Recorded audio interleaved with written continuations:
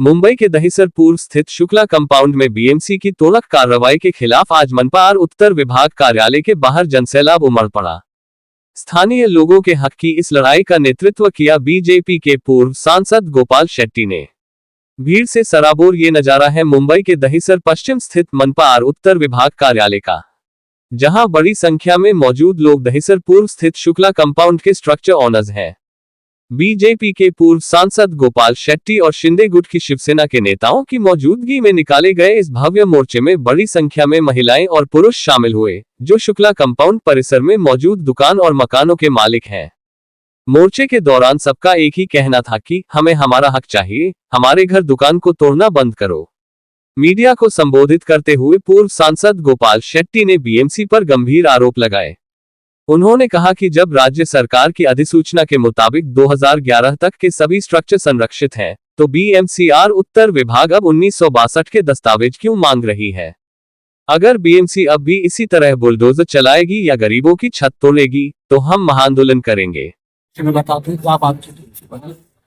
देखिए, ये शुक्ला कंपाउंड में जिस प्रकार से कुछ महापालिका के अधिकारियों ने हाथ मिला अन्याय किया है, उसका निषेध करने के लिए हम यहाँ पर मोर्चा आज लाए हैं। और मैं आपको बताता हूँ, महाराष्ट्र की सरकार ने, केंद्र की सरकार ने 2011 तक के लोगों को सबको हक का पक्का घर मिलना चाहिए, इस प्रकार का कानून बनाने के बाद ये जो वकील लोग हैं कोर्ट में लड़ने वाले, ये जो महानगर पालिका के अधिकारी है कोर्ट को बताते नहीं है और कोर्ट को सिर्फ 1962 का रिटर्न लाइन बताकर ऑर्डर लाकर लोगों का घर तोड़ते हैं। ये अभी धंधा हम आगे चलने नहीं देंगे। टूट गया और टूट गया, लेकिन इसके आप आगे हम बिल्कुल चलने नहीं देंगे। जो बिल्डर अशोक जैन नाम का बिल्डर वहां पर आया है, उनसे भी मेरी कल 2 बार बात हुई है। उसके साथ मेरा भाषण जो भी वार्तालाप हमने किया उससे भी किया होगा, मुझे उसका चिंता नहीं है। हम आने वाले दिनों में उसको मदद भी करेंगे। हमने प्रकाश सुर्वे जी को भी उनके लोगों से बात किया है, संजय तो यहाँ पर खड़ा ही है। अगर प्रकाश जैन नहीं करता होगा मेरे कायदे के मुताबिक, तो आप लोग आगे बढ़ो, हम कायदा बना कर देंगे। कायदा 100% में बना कर दूंगा, सबको घर मिले इस प्रकार का। लेकिन अशोक जैन ने उसको पैसा लगाया है, मेहनत किया इतना दिन, वो सरकार के उनके हिसाब से सबको घर देता होगा तो हम उनको भी मदद करेंगे। लेकिन मैंने उनको कहा मैं कोई धर्म का लेकिन ये बात कहना मजबूरी हो गया आज। जो जैन समाज इतना चुस्त समाज है, जो बहुत धार्मिक भावनाओं से जुड़े हुए लोग हैं, जो कीड़े मकोड़े मूंगी को भी मरने नहीं देते हैं, लेकिन ऐसा समाज का एक व्यक्ति अगर कोई किसी का 40-50 साल का घर खुलवा कर किसी बेघर करता होगा, तो उसके बारे में भी आने वाले दिनों में पड़ेगी और वो मैं करूंगा।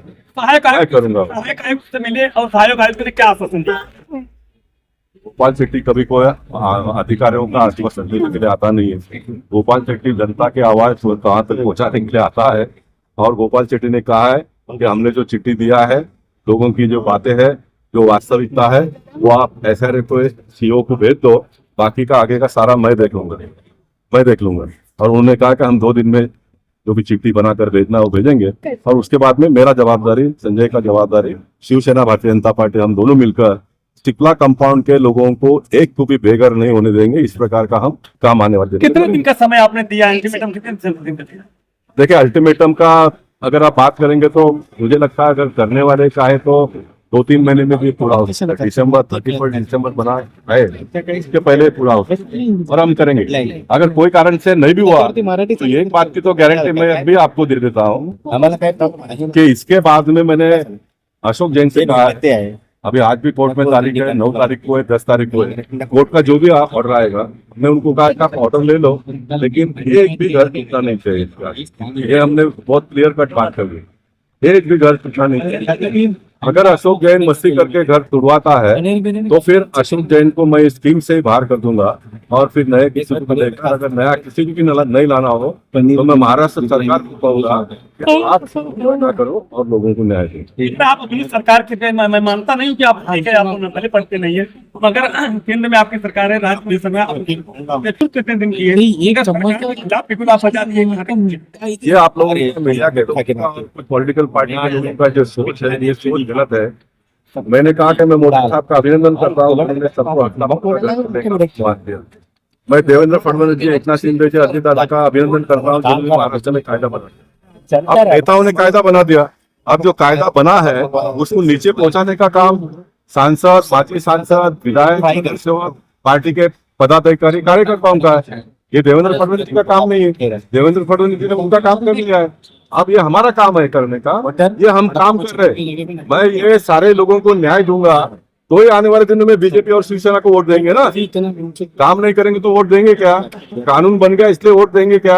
नहीं, जो कानून बना है इसका लाभ लोगों को जिस दिन मिलेगा तब लोग वोट देंगे। इसलिए ये दिमाग में से निकाल दो कि अगर सरकार का, मैं अभी आपको बहुत बड़ी बात बता रहा हूं, सरकार का अगर ईमानदारी से कोई काम करता है तो गोपाल शेट्टी करता है।